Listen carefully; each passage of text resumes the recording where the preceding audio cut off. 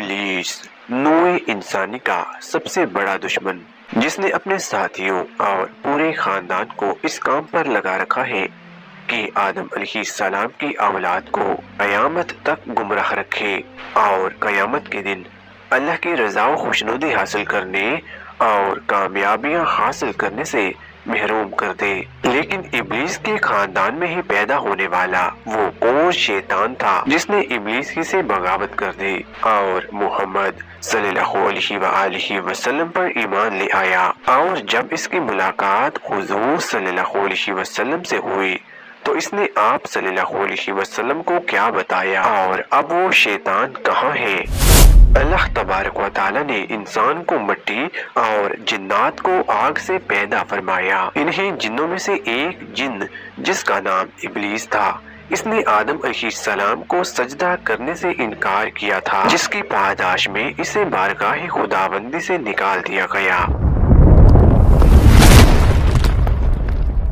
ابلیس نے تا قیامت بنی آدم کو گمراہ کرنے کی قسم اٹھائی اور اس طرح انسان اور ابلیس کی یہ تاریخی جنگ آج تک جاری ہے۔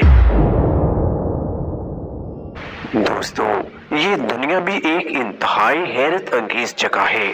یہاں کسی ولی اللہ کے گھر بدکار کا پیدا ہونا یا کسی گناہگار کے گھر ولی اللہ کی پیدائش کوئی انہونی یا چونکا دینے والی بات نہیں ہے۔ ایسی ہی دو مثالیں اللہ تعالیٰ نے قرآن مجید میں بیان فرمائی ہیں، جن کے مطابق حضرت نوح علیہ السلام اور حضرت لوط علیہ السلام کی بیویاں اللہ کے دو جلیل القدر انبیاء علیہ السلام کے ساتھ رہ کر بھی کافر و گمراہ رہی، جبکہ وہی تاریخ میں گزرے کافر اور ظالم ترین انسان فرعون کی بیوی حضرت آسیہ علیہ السلام کا شمار جنت کی افضل ترین خواتین میں ہوتا ہے۔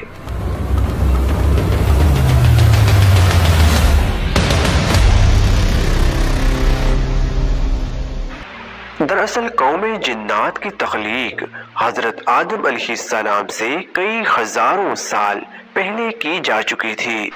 ابلیس جو کہ قوم جنات کا ایک فرد تھا، اسے بھی اللہ تعالیٰ نے انسانوں کی طرح عقل و شعور اور نسل بڑھانے کی قوت بخشی تھی۔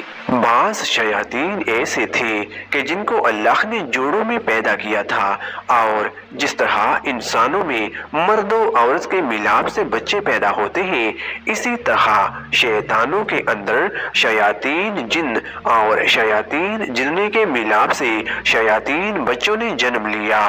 لہٰذا ابلیس کے اقربا، ساتھی اور اس کی اولادوں میں بھی وقت کے ساتھ ساتھ اضافہ ہوتا چلا گیا، اور لشکر ابلیس بنی نوح انسان کو گمراہ کرنے کے لیے اس زمین پر پھیل گیا۔ ابلیس کے مختلف بیٹے اور پوتے مختلف کاموں پر معمور ہو گئے۔ ان میں کوئی انسانوں میں زناکاری کو عام کرتا ہے، کچھ شیاطین لوگوں میں فتنہ و فساد پھیلاتے ہیں تو کچھ انسانوں کو آپس میں لڑواتے ہیں۔ اسی طرح شیطان کی اولادیں اور خاندان کی تعداد بے انتہا ہے جو مختلف برائیوں کو عام کرتے اور انسانوں کو گناہ میں ملوث کرتے ہیں۔ لیکن ابلیس کے ان تمام بیٹوں، پوتوں اور خاندان میں سے ایک شیطان ایسا بھی ہے جس نے اپنے جد امجد یعنی ابلیس سے بغاوت کی تھی اور گمراہی کے اس راستے کو چھوڑ کر راہ حق پر گامزن ہوا تھا۔ دراصل یہ شیطان ابلیس کا پوتا تھا جس کا نام حامہ تھا۔ اس نے نبی کریم صلی اللہ علیہ وسلم سے ملاقات کی تھی اور آپ صلی اللہ علیہ وسلم پر ایمان لایا تھا۔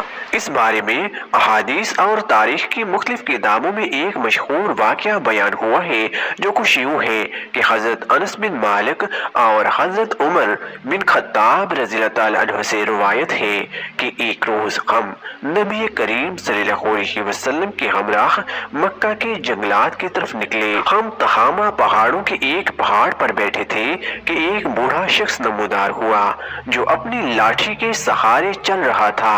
اس نے حضور کو سلام کیا آپ صلی اللہ علیہ وسلم نے سلام کا جواب دیا اور فرمایا یہ بوڑھا اپنی چال ڈھال اور آواز سے جن معلوم ہوتا ہے۔ اس بوڑھے نے کہا جی ہاں یا رسول اللہ، آپ کا اندازہ صحیح ہے۔ آپ صلی اللہ علیہ وسلم نے اس سے دریافت کیا کہ تو کون ہے اور تیرا تعلق جنوں کے کس گروہ سے ہے؟ اس نے کہا میرا نام حامہ ہے، میں ہیم کا بیٹا ہوں جو لاکیس کا بیٹا ہے اور لاکیس ابلیس کا بیٹا ہے۔ اس پر نبی صلی اللہ علیہ وسلم نے فرمایا گویا تیرے اور ابلیس کے درمیان صرف 2 پشتوں کا فاصلہ ہے۔ اس نے کہا ہاں آپ نے درست کہا۔ پھر آپ صلی اللہ علیہ وسلم نے اس سے دریافت کیا کہ تیری عمر کتنی ہے؟ اس نے کہا یا رسول اللہ جتنی عمر اس دنیا کی ہے اتنی ہی میری عمر ہے یا شاید اس سے کچھ کم ہوگی۔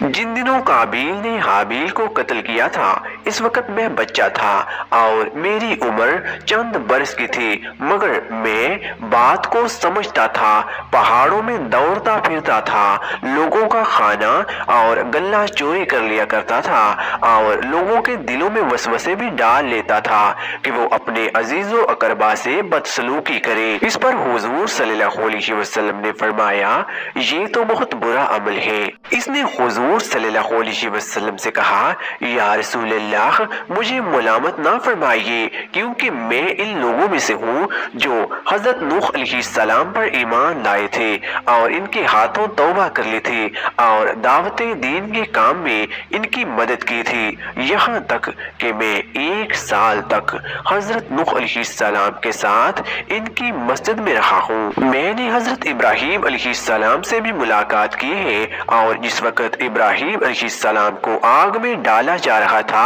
اس وقت میں بھی ان کے ساتھ تھا۔ میں حضرت یعقوب اور حضرت یوسف علیہ السلام کی صحبتوں میں بھی رہ چکا ہوں اور جب یوسف علیہ السلام کو ان کے بھائی کنویں میں ڈال رہے تھے تو میں بھی ان کے ساتھ تھا اور یوسف علیہ السلام سے پہلے ہی اس کنویں میں پہنچ گیا تھا۔ میں حضرت موسیٰ علیہ السلام سے بھی مل چکا ہوں اور ان سے توریت سیکھی ہے اور جب میری ملاقات حضرت عیسیٰ علیہ السلام سے ہوئی تو میں نے حضرت موسیٰ علیہ السلام کا سلام ان تک پہنچایا تھا۔ حضرت عیسیٰ علیہ السلام نے مجھے انجیل سکھایا تھا اور اے نبیوں کے سردار حضرت عیسیٰ علیہ السلام نے فرمایا تھا کہ اگر تم محمد رسول اللہ صلی اللہ علیہ وسلم سے ملاقات کرو تو میرا سلام ان تک پہنچ جانا۔ چنانچہ میں اس امانت سے سبکدوش ہونے کے لیے آپ کی خدمت میں حاضر ہوا ہوں اور عیسیٰ علیہ السلام کا سلام آپ کی خدمت میں پیش کرتا ہوں۔ یہ سن کر نبی صلی اللہ علیہ وسلم نے فرمایا عیسیٰ پر سلام ہو اور اے حامہ امانت پہنچانے کی وجہ سے تجھ پر بھی سلامتی ہو۔ پھر حامہ نے کہا اللہ کی قسم میں بہت شرمندہ ہوں اور میں اللہ کی پناہ مانگتا ہوں اس بات سے کہ میں کافر رہوں۔ پھر اس نے کہا کہ میں آپ صلی اللہ علیہ وسلم پر ایمان لاتا ہوں۔ اس کے بعد وہ جن اتنا رویا کہ صحابہ اکرام بھی رونے لگے۔